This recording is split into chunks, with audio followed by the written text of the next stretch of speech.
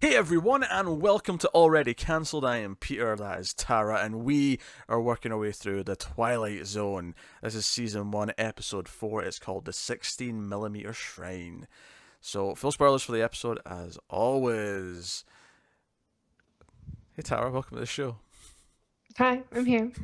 I, Good to f- be back. I feel like my intro doesn't really offer much of it. I just, this is the thing, I like it to be quick and snappy, but it doesn't lend any sort of moment for the other person to kind of just have a bit of a casual introduction Sure, themselves. sure. Should we banter for a little bit first? Yeah, not much. It's just I like the idea of you getting a couple of lines out before I do the synopsis. Just Okay. makes it feel a bit more like a show. As funny as that might sound. But yeah, so yeah, we're talking about the Twilight Zone, and this is an episode about an aging film actress. Although my first critique of the episode would be that she looks the same age in the present day segment as she does in Yes, the old film I wrote footage. that down. 'Cause I totally agree. She looks exactly the same in the movies. hmm Anyway, Which keep going. I'll get into this later, but I actually thought that was for in purpose for a reason. But I'll get to that later. Okay. Um, so she's basically obsessed. She still seems to be pretty well off. She's still got a maid who makes her food and stuff, but she sits in a dark room. She's watching her films. She's got this rickety old projector, which was making me think actually as I was watching it. I was like, yeah, 1959. Like very few people could watch movies at home because VHS didn't Yeah, exist yet. This right. is this is actually a fairly unique thing for the time period. She has to have her own theater. Essentially, yeah. That's it. But our agent guy comes over and he's like trying to get her into the world. He's like, no, have some sunlight, go out. I've got you an interview with a studio for a part. Maybe we can get you a part and you can be in a movie again. And she is hesitant to take any kind of role that's not a leading role or anything like that. She's very sort of delusional and thinks she's still, the it girl essentially. The star, the glamour princess. And it's basically an episode about her not accepting that she's gotten older and the struggles of that come with that, and everything else. So that's what the episode's about. So, Tara, did you enjoy the 16mm Shrine? I am going to say yes, but I had some issues with it. I think it's very unfortunate that this episode is so similar to a movie, Sunset Boulevard. Mm-hmm. And I think it kind of suffers because of that. But as far as the Twilight Zone episode goes, I do actually think it works. I think it's pretty good. I think I'm right in saying though. I'm going to double check, but I think Sunset Boulevard actually came a little bit later.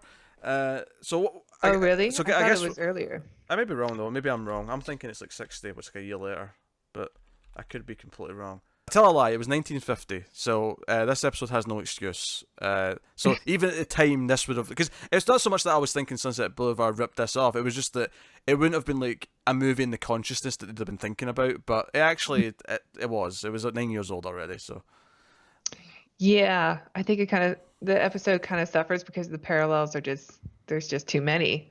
yeah, and the The ending actual is obviously different. And I think Sunset Boulevard is actually quite a bit darker than the episode of Twilight Zone, it which is kind is. of odd to think about.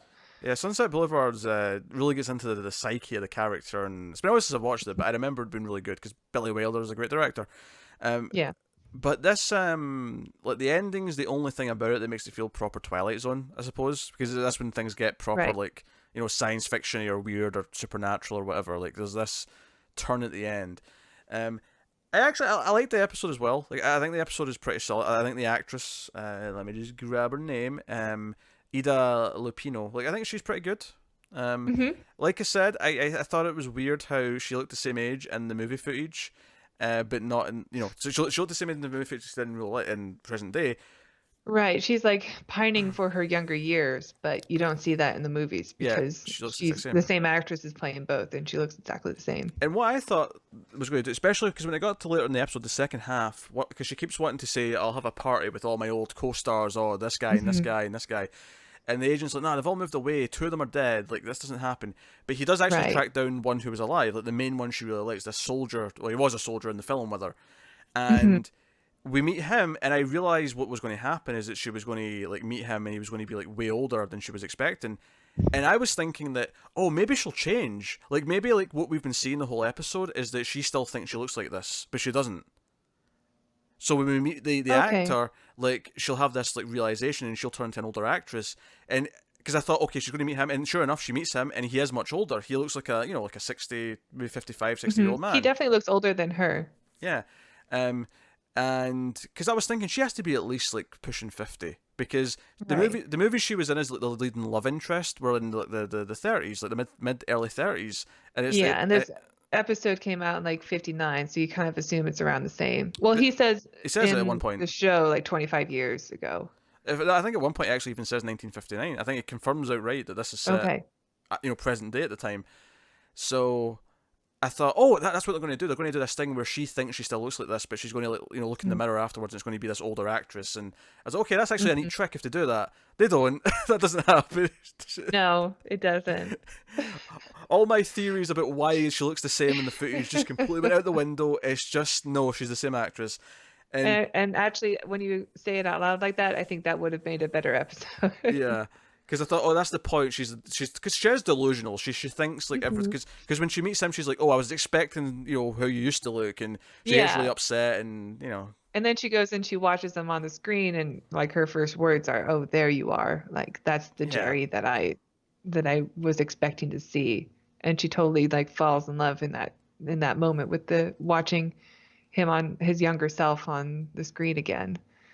Um, that was my favorite part though, when he showed up and he was like just this old man that she wasn't expecting. He's moved on from his life.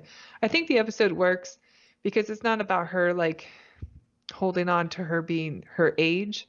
I think it's more she's just nostalgic for a time that's passed, which mm, is a theme that I think works beyond Twilight Zone. I think that we see that all the time. Like Ready Player One had that same theme. Someone just holding on to a time where they remembered was better than now. yeah. No, I agree with that. I think it's like kind of a mix of everything. It's like she wants to be a star again. She wants to be famous again. She wants to have that social circle. She wants to be young again. Not necessarily because she's scared of getting old. Although I do think that's part of it, because when she goes for the interview for the role, and Yeah. the agent, the studio exec is like, oh, you're going to play a mum, It's like who's how old of a mom? Yeah. is like 40ish, but still very lively. As Yeah, opposed your to age. what, a corpse, and she gets really, she storms out like, I don't play mothers, and I'm like, Yeah. I mean, like even in like her fantasy, she was like playing a princess of some kind. She was still mm, like the daughter role. yeah, Um, I like the guy who plays her agent. He was another one, like one of those that guys that I recognized right away. He's from yeah, I recognized him um as well. yeah, most people probably know him from 12 Angry Men. Like that was probably his biggest film. Yeah, But that and he was in Psycho, a movie that and what? In Psycho. Psycho. Yeah, he's in Yeah. Psycho. Yeah, Okay. Yeah.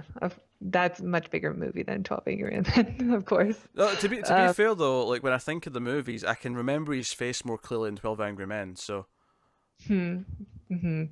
I think he's really good. He was in a movie called Mitchell, hmm, which is a Joe Don Baker film that is one of the greatest episodes of Mystery Science Theater 3000 of all time.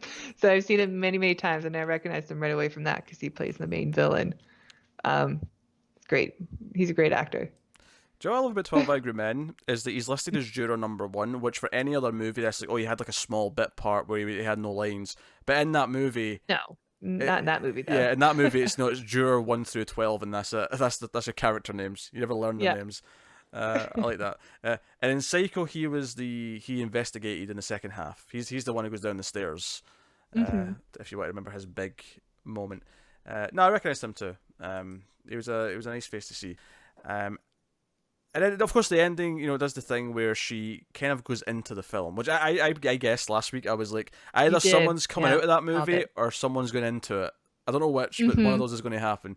And sure enough, she does at the end. Like, they go in and she's in there, and she's like talking, and she's like, "Oh, everyone come out to the balcony for a party," and like, Danny's It's like, her balcony that they've been using as a set for the entire show too. yeah.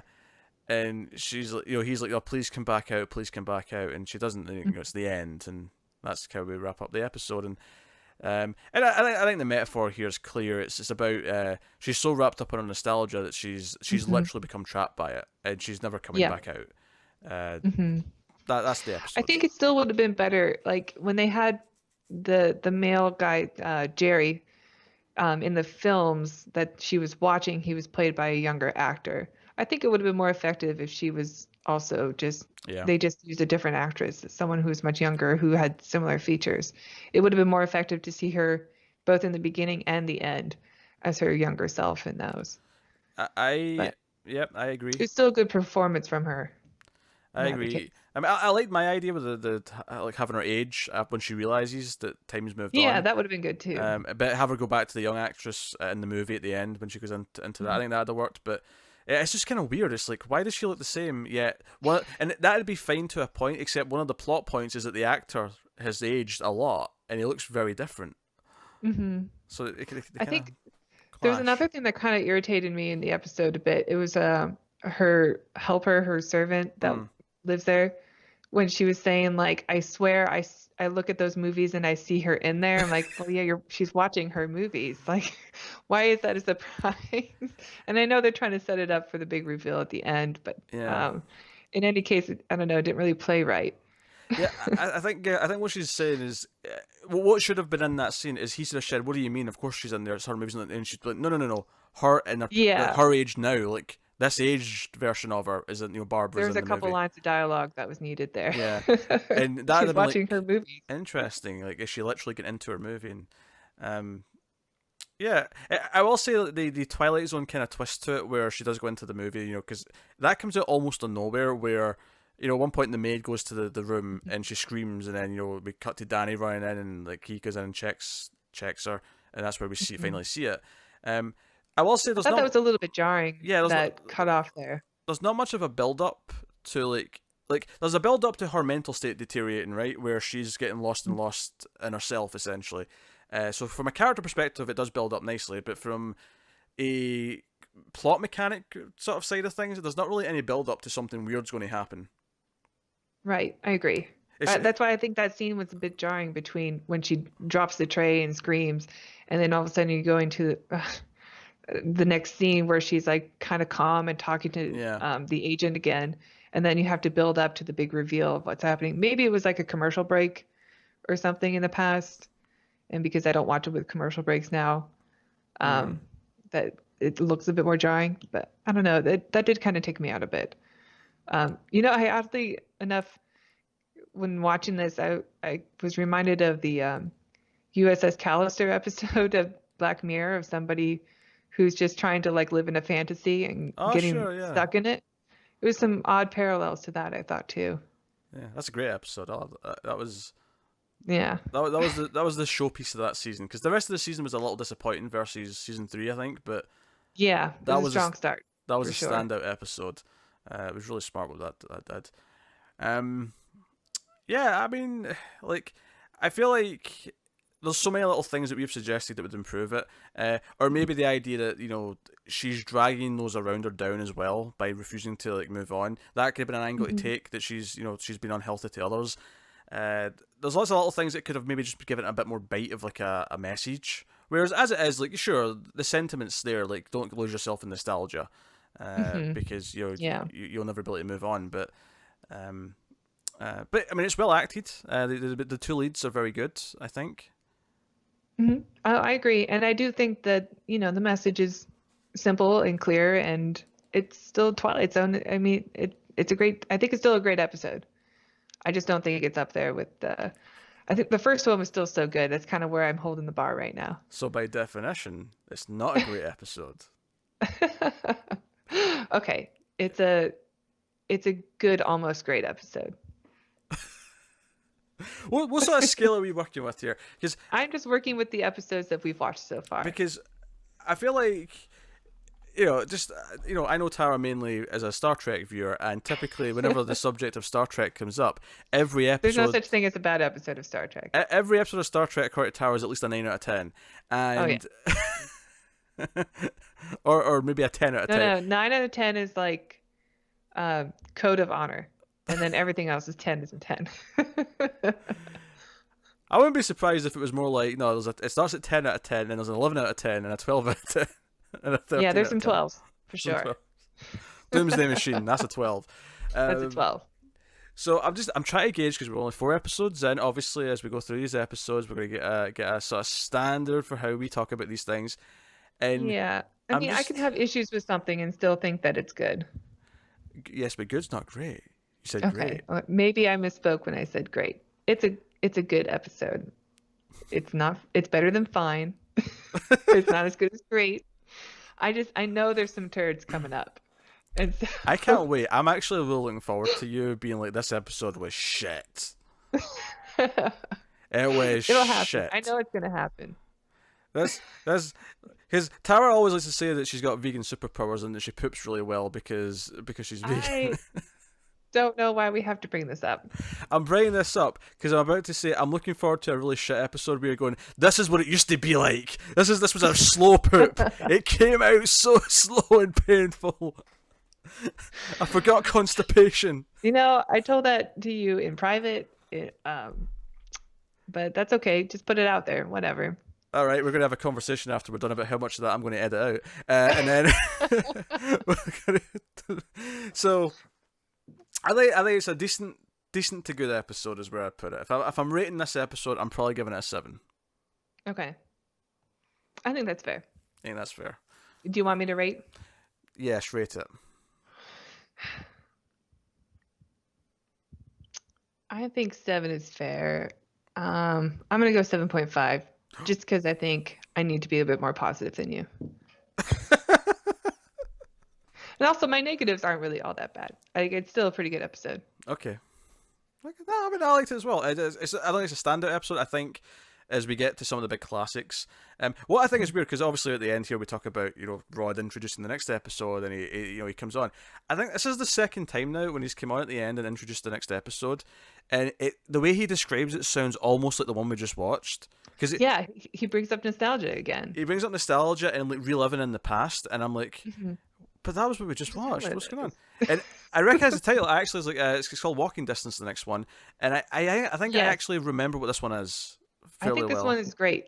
Yeah. Actually, one that's coming up because I remember it too. So I know enough to know that it's actually very different from this episode, but the way he described it sounded really similar. Yeah. And I was like, this is weird, Rod. Make it sound different in this episode. No, I totally thought the exact same thing. Yeah, maybe it was an ordering thing. Maybe like they ordered it like they should just split these up, put another one like in between, and then that way he doesn't have to make it sound like we're just doing the same thing again. But yeah, so that's the next one is Walking Distance. So you can look forward to that in the next episode of the show. You can like and subscribe. You can let us know what you thought of the episode in the comments below, and you can support the show and the channel and everything we do here over at patreon.com/MailFuzzTV. You get some bonuses. You get these reviews of Twilight Zone early, as well as some other things. So go have a look. See, get us on the Twitters at mailed_fuzz for channel updates. Is there anything else to say? Anything else to tell you about, or say, go do this thing? I don't think there is. I'll promote. I did Star Trek last time. I will say they're all a bit slower coming, but I am doing solo reviews of Babylon 5. So if you're into these sci-fi discussions, you might enjoy those. So you can check out those also on the YouTube page. But that is us. That has been already cancelled. That's been Twilight Zone episode 5, Walking Distance. Sorry, no. That's next week's episode. It's been episode 4, the 16mm Shrine. It's because I've got the next one up on IMDb now, and I looked at it. So I'll double check what the name is, and I looked at it and went, oh wait, that's the wrong one. I said it without thinking. Blooper reel. Yeah, blooper reel. Like I'm going to edit that out. That's not. Leave it all in. Leave it all in. Leave all the poop talk in. Well, I have to now because you've referenced it again. Yeah. If I edited that out and you still said that at the end, be like, where was all that poop talk? Where was this mysterious poop talk? Just as long as it doesn't become like a running bit. I mean,